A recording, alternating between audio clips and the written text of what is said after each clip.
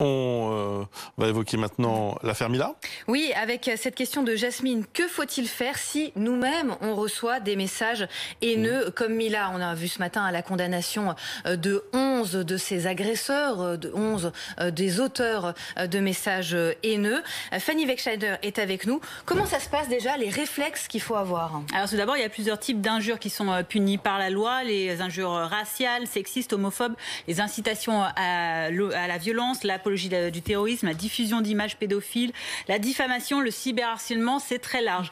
Des propos qui sont proférés sur divers supports en ligne, un site internet, un blog, même s'il est personnel, une vidéo ou encore un réseau social, même si c'est un groupe restreint d'amis. Alors que peut-on faire concrètement si on est victime? On peut tout d'abord demander le retrait de la publication illicite, soit auprès de l'auteur du contenu, s'il n'est pas caché derrière un pseudonyme, c'est parfois plus compliqué, soit si l'auteur refuse alors de retirer son commentaire, eh bien on peut utiliser la procédure qui est mise en place par l'hébergeur du site internet, ou alors en ayant recours à la procédure légale qui est d'écrire une lettre recommandée avec accusé de réception.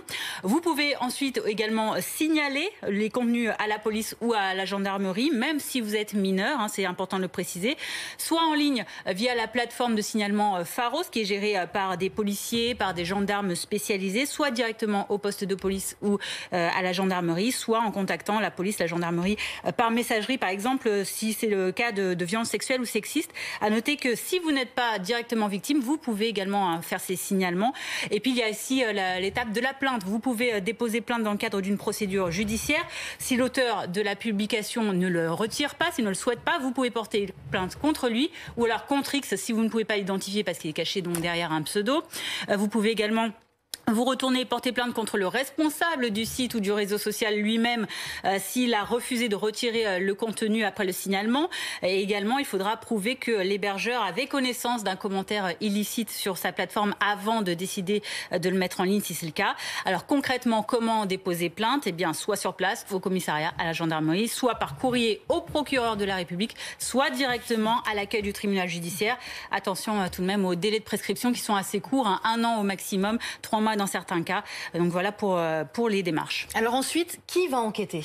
Alors il y a le dépôt de plainte, c'est le procureur de la République qui décide ensuite s'il va donner lieu ou pas à une enquête. Et du côté de la police, à ce moment-là, ce sera l'OCLCTIC qui enquête, l'Office central de lutte contre la criminalité liée aux technologies de l'information et de la communication. C'est un organe qui a été créé en 2000, qui est en charge notamment de cette fameuse plateforme Pharos. Et côté justice, le pendant de cet organisme, c'est créé en janvier dernier le pôle national de lutte contre la haine en ligne au sein du parquet de Paris et donc qui centralise les traitements des affaires, cette fois-ci beaucoup plus complexes, comme l'affaire par exemple Mila. Ce sont des affaires graves, par exemple des menaces de mort, des menaces de crimes, d'insultes, d'apologie du terrorisme.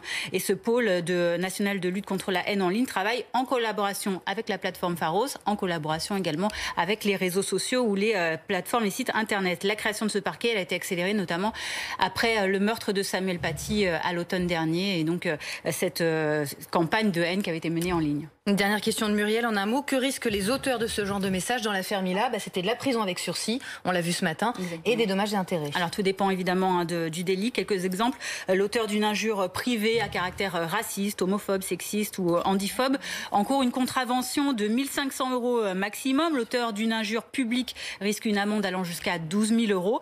Concernant par exemple le cyberharcèlement dont on parle souvent, eh bien, selon que l'auteur est majeur ou mineur et aussi selon l'âge de la victime, eh bien, cela dépend, mais au maximum, l'auteur du harcèlement en ligne risque jusqu'à 3 ans de prison et 45 000 € d'amende. Évidemment, ça peut aller beaucoup plus loin dans le cas de menaces plus graves. Merci Fanny. Bien, et on termine avec une rencontre avec la navigatrice Sam Davis.